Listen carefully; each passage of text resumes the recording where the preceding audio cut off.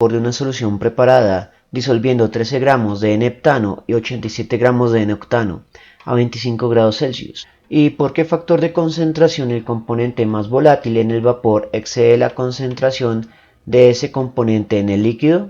Las presiones de vapor del N-octano y el N-heptano a 25 grados Celsius son 11 torricellis y 31 torricellis respectivamente. Vamos a resolver esto por dos técnicas: teoremas de álgebra y factor de conversión químico. Ya que estamos asumiendo por definición un estado de equilibrio entre la fase gaseosa y la fase disuelta, lo que vamos a hacer es conocer lo que más podamos de la fase disuelta. Así que vamos a calcular la cantidad de sustancia para cada una de las sustancias involucradas. Comenzaremos pues con N-heptano C7H16. Entonces sería 13 gramos de C7H16 gramos del heptano que multiplican los necesito dividiendo y multiplicando moles. El mol lleva la unidad teórica y los gramos el valor de masa molar.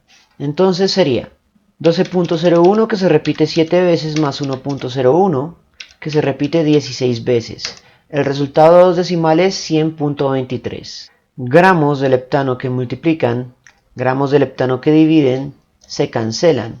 El resultado son moles, que es lo que pretendemos calcular, y operamos el valor 13 sobre 100.23 y anotamos como 0.1297.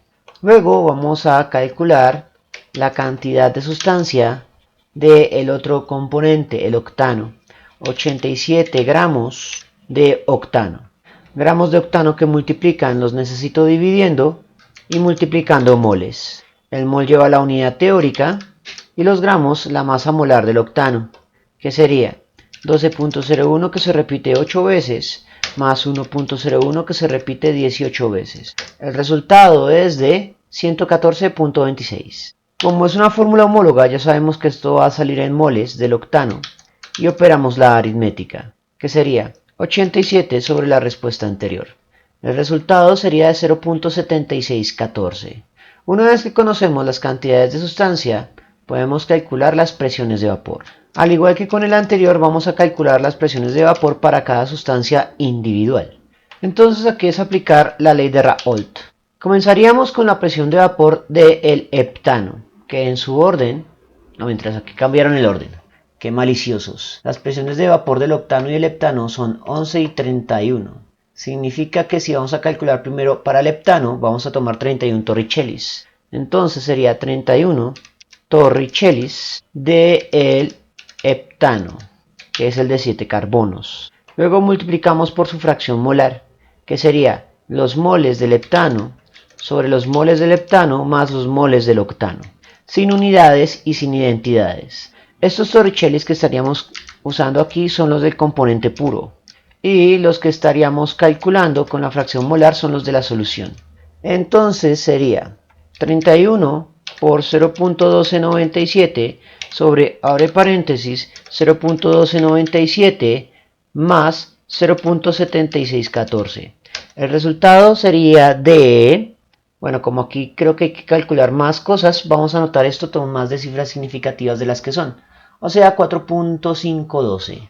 Y procedemos a hacer lo mismo con el segundo componente volátil de la disolución, que sería el octano.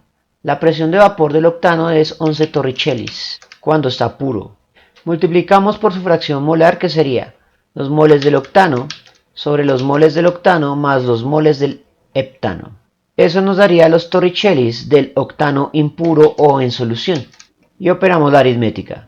11 por 0.7614 sobre, abre paréntesis, 0.7614 más 0.1297. El resultado lo vamos a anotar como 9.399. Ahora vamos a calcular los torricellis de solución total, que sería igual a aplicar la ley de presiones parciales de Dalton, sumar las presiones de cada uno de los componentes de la solución. En este punto cada componente empieza a asumir la identidad de la solución. Por lo tanto, torricellis de solución quedaría como factor común y sería la única unidad de salida. Y esto sí es lo que operamos a las cifras significativas correctas porque es la primera pregunta clave. Las cifras significativas correctas son 2. Entonces sería la respuesta anterior más 4.512. El resultado es de 14 torricellis. Estas digamos que son las preguntas fáciles, pero aquí vienen otras preguntas con una redacción un poco más oscura. ¿Por qué factor la concentración del componente más volátil en el vapor excede la concentración del componente en el líquido? Pues vamos a copiar esta pregunta y la vamos a desglosar. Entonces, ¿por qué factor de concentración el componente más volátil en el vapor? Entonces nos vamos a concentrar únicamente en la sustancia más volátil en el vapor. La sustancia más volátil en el vapor es la que tiene mayor presión de vapor, que sería la de 31 torricellis. Ahora la siguiente pregunta, ¿por qué factor de concentración el componente más volátil en el vapor excede la concentración del componente más volátil en el líquido? Aquí lo que nos están pidiendo realmente es realizar un cálculo de ratios, que al igual que la fracción molar, arbitrariamente deberemos plantear sin unidades y sin identidades, porque el componente más volátil es el heptano. Ahí estaría la identidad marcada para todos los cálculos que prosiguen. Lo que vamos a hacer ahora es plantear un ratio de presiones entre el componente más volátil en el vapor puro sobre el componente menos volátil en el vapor puro, pero con sus valores impuros. Por lo tanto, aquí obtendríamos la concentración para la fase gaseosa, 4.512 sobre 9.399. El resultado es de 0.4801.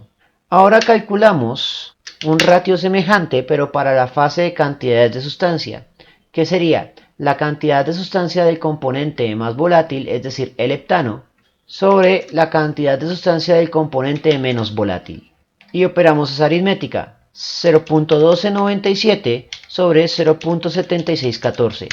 El resultado es de 0.1703. Y finalmente planteamos el factor, que sería el cociente entre la fase gaseosa sobre la fase líquida. Y como esa es la respuesta final, va a dos cifras significativas. Sería 0.4801 sobre 0.1703. El resultado es 2.8. Así que ese es el factor que estamos buscando. Ya sé que es un poco enrevesado, pero así está planteado en el libro de texto. Sin embargo, sí he de admitir que esto parece un montón de autodefiniciones propias de un libro de texto que no son comunes a la teoría normal de esta propiedad coligativa. Pero así está. Dicho esto, vamos a resolver esto por teoremas de álgebra.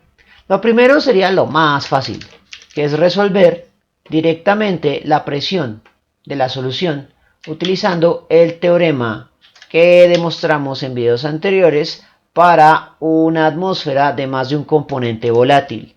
En esta fórmula vamos a tener que un término está en unidades de presión, esta diferencia también está en unidades de presión y este denominador no tiene unidades. Por lo tanto, unidades de presión es factor común y será la unidad de la respuesta. Por lo tanto, ya sabemos que por definición, al operar esta aritmética sin unidades, la unidad que sale va a ser torricelli. Una vez que tenemos eso claro, comenzamos a operar. La presión estándar del soluto, siendo el soluto el componente con menos masa, el heptano, nos dicen que es 31, más, abre paréntesis, sería la diferencia entre la presión estándar del solvente, que sería 11, menos la presión estándar del soluto, 31. Divide, abre paréntesis, 1 más la masa del soluto 13, multiplicado por la masa molar del solvente, que sería la masa molar del octano, un valor de 114.26. Divide, abre paréntesis, la masa del solvente, que es el octano, 87, multiplicado por la masa molar del soluto, que es el heptano, 100.23. Ya sabemos que por definición esto nos va a dar en torricellis y operamos esa aritmética. 31 más, abre, 11 menos 31, cierra, divide, abre, 1 más 13 por 114.26 divide, abre 87 por 100.23. El resultado es de 13.9, que redondeado a a dos cifras significativas sería 14 torricellis. Por lo tanto, obtenemos la misma respuesta para la primera pregunta que obtuvimos por factores de conversión. Ahora vamos a evaluar la segunda pregunta, lo del factor. Entonces, el componente más volátil es aquel que tiene una presión de vapor más alta, que sería el heptano. Por lo tanto, sobre él nos vamos a concentrar. Según el texto, el factor de enriquecimiento que están preguntando sería el cociente de cocientes de presiones y cantidades de sustancia. Así que vamos a proponer símbolos arbitrarios para esas dos concentraciones, ya que no son unidades de concentración normales. Entonces, para un ratio de presiones, voy a denominar la CP concentración de presión, que sería igual a la cantidad de sustancia del soluto sobre la cantidad de sustancia del solvente. También vamos a proponer otra unidad de concentración arbitraria, que sería el ratio de cantidades de sustancia. No es la fracción molar, porque la fracción molar es sobre la cantidad de... sería presiones, disculpen. Esta es presión del soluto sobre presión del solvente. Y también tendríamos una concentración de cantidades de sustancia que voy a llamar CN, que en este caso sí sería cantidad de sustancia del soluto sobre cantidad de sustancia del solvente. Aunque esta se parece a la fracción molar, no es la fracción molar, porque la fracción molar se define para la disolución completa. Adicionalmente, este término que tenemos acá es de hecho este mismo valor, así que podemos sustituir porque esto está directamente planteado para las masas. Y aquí necesitaríamos las presiones de vapor parciales, por lo que debemos invocar la ley de Raoult para cada uno, para soluto y solvente. Ahora, cada fracción molar es igual a la cantidad de sustancia sobre la cantidad de sustancia total.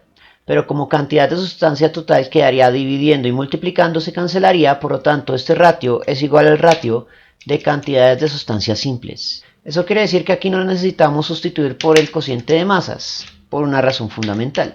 Cuando saquemos el último ratio, que lo voy a llamar X, factor de enriquecimiento Fe, que es el que nos piden o como lo llaman. Entonces ese factor de enriquecimiento sería igual al cociente entre el Cp sobre Cn. Por lo tanto sería Cp multiplicando y dividiendo Cn, que podemos sustituirlo de forma inversa. Eso implicaría que las cantidades de sustancia se cancelan y por lo tanto el factor de enriquecimiento va a quedar siempre definido únicamente en términos de las presiones estándar. Ahora lo que toca ver es si funciona. Entonces la presión estándar del soluto es 31 sobre la presión estándar del solvente, que es 11.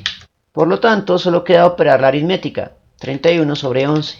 El resultado es 2.8, lo cual, sorprendentemente, es el mismo resultado que se obtiene mediante la técnica de factores de conversión que plantea el libro de texto. Sin embargo, por teoremas algebraicos, ya la cosa es más sencilla. Cuando nos volvamos a encontrar un condenado ejercicio donde nos pidan ese factor de enriquecimiento fastidioso, ya sabremos que es simplemente calcular el cociente de presiones estándar sin tener que estar haciendo cálculos con las presiones de vapor de las soluciones sobre las concentraciones de las soluciones, porque dan lo mismo. Bien, eso fue todo por el momento. En la descripción del video voy a dejar enlaces a más ejercicios sobre ley de Raoult, propiedades coligativas, en el archivo PDF del curso para descarga gratuita. Si les gustó el video, no olviden suscribirse, darle like y especialmente compartirlo. Eso mantiene vivo a este canal y nos vemos en una próxima oportunidad.